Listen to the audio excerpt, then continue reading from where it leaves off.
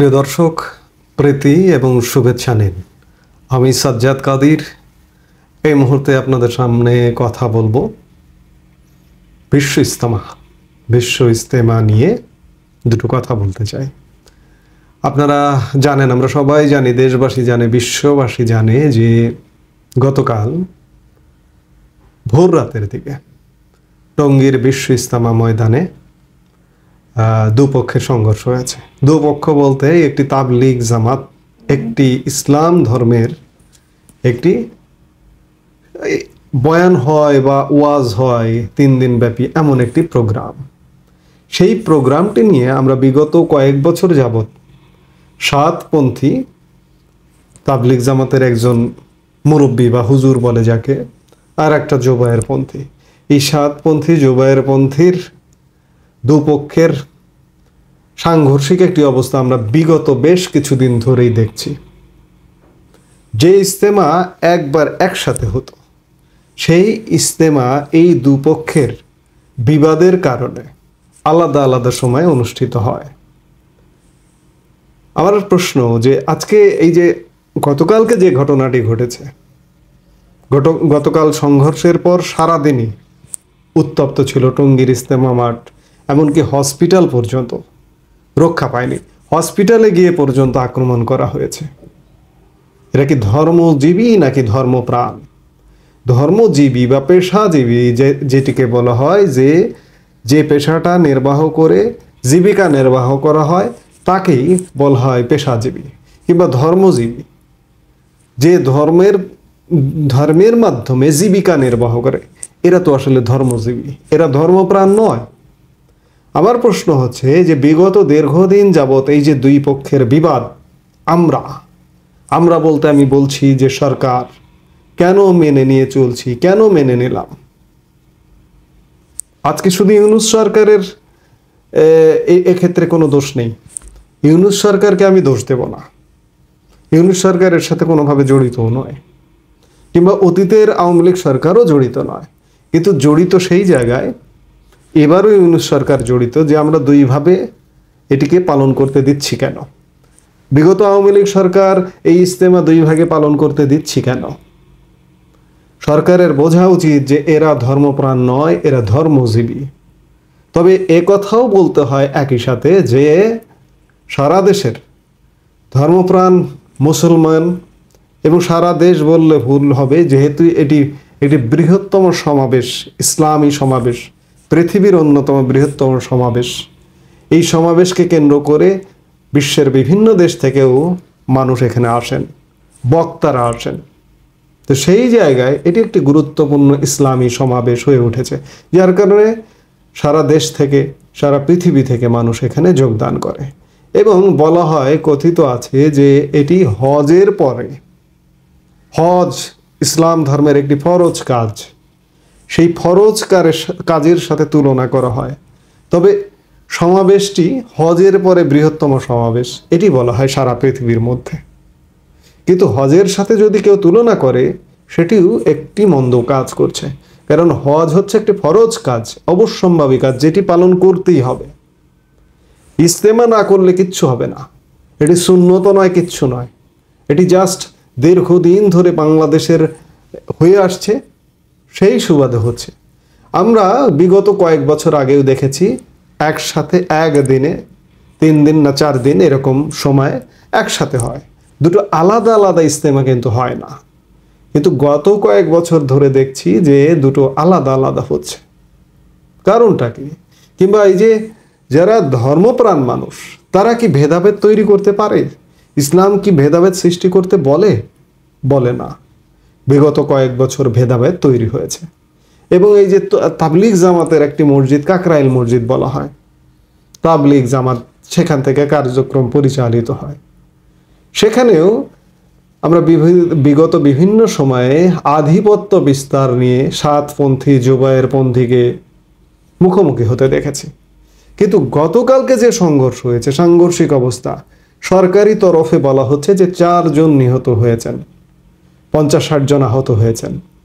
কিন্তু অসমর্থিত সূত্র থেকে বলা হচ্ছে, কেউ কেউ বলছেন যে নিহতের সংখ্যা 1-150 হতে পারে। লাশ গুম করা হয়েছে অথবা হাইড করা হচ্ছে, এবং আহতের সংখ্যা কয়েকশো হতে পারে। কেউ কেউ বলছেন, আমি বলছি এটি অসমর্থিত সূত্র, এটি মানুষের মুখের কথা। এই তথ্য যাচাই করবার সুযোগ হয়নি, আমি মানুষের কথিত কথাটি বলছি।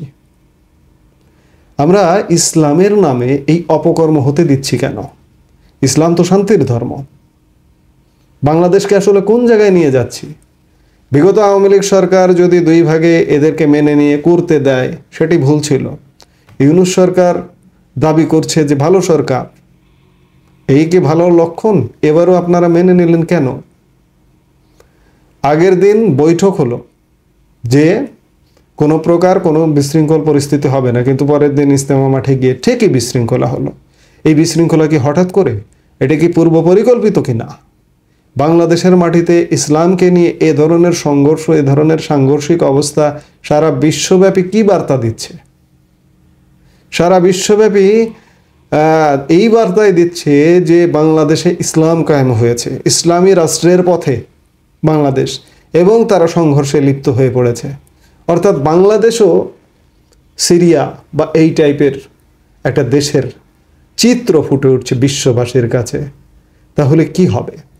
বাংলাদেশ কি এই ধর্মকে কেন্দ্র করে একটি সারা পৃথিবীতে থেকে অবাঞ্ছিত রাষ্ট্র পরিণত হবে? ধর্ম তো ভালোর জন্য, ধর্ম তো শান্তির জন্য, ধর্ম তো ভালো কথা বলে।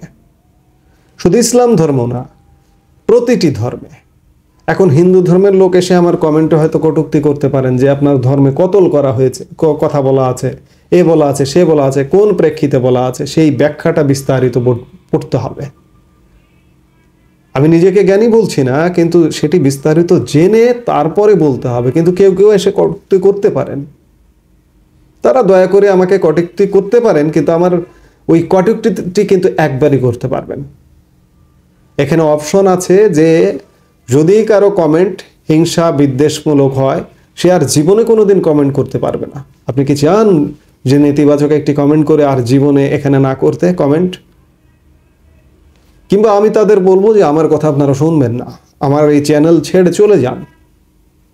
যারা কট্টরপন্থী, যারা উগ্রবাদী, সেটি ইসলামী উগ্রবাদী হোক, হিন্দু উগ্রবাদী হোক, খ্রিস্টান উগ্রবাদী হোক, বৌদ্ধ উগ্রবাদী হোক, যেই হন না কেন, যেটি বলছিলাম যে ইসলাম শান্তির ধর্ম, আর শান্তির ধর্মে থাকছে না এই ধরনের নষ্ট কুচক্রির কারণে। আমি অবাক হয়ে যাই যে হসপিটালে পর্যন্ত যে হামলা করা হচ্ছে, প্রকাশ্যে ভিডিও নেট দুনিয়া ঘুরে বেড়াচ্ছে। এই ইজতেমার নামে এটি ব্যবসা, আমি বলবো এটি একটি ব্যবসা, এটি বন্ধ করা হোক। যেটি আমি যে পঙ্গপালকে আমি কন্ট্রোল করতে পারছি না, ভ্যাকসিন দিয়ে কন্ট্রোল করতে পারছি না, সেই পঙ্গপাল বন্ধ করার ব্যবস্থা করুন। বর্তমান সরকারের কাছেও দাবি করব যে আপনারা এটি বন্ধ করুন। এটি দীর্ঘদিন ধরে হয়ে আসুক। এটি তো আমার ফরজ কাজ নয়, কিংবা সুন্নত কাজও নয়, এটি একটি ইসলামী সমাবেশ। এই সমাবেশের নামে আজকে বা বিগত বছরগুলোতে যা তৈরি হয়েছে, এবং এখান থেকে কেউ না কেউ ফায়দা লুটতে চাইছে। গতকালকের সংঘর্ষকে কেন্দ্র করে কেউ না কেউ, কোনো না কোনো পক্ষ ফায়দা লুটতে চাইছে। কারণ আমি কারো নাম বলছি না এই মুহূর্তে, কারো সাথে এই তাবলিগ, কোনো রাজনৈতিক দলের সাথে এই তাবলিগ জামাতের কিন্তু কোনো সম্পর্ক নেই। এবং এই তাবলিগ জামাতকে সমালোচনা করে তারা ভেতরে ভেতরে। ওই সমস্ত রাজনৈতিক, সমস্ত বললে ভুল হবে, ওই রাজনৈতিক দলের কর্মীদের আমি সরাসরি তাবলিগকে নিয়ে সমালোচনা করতে শুনেছি।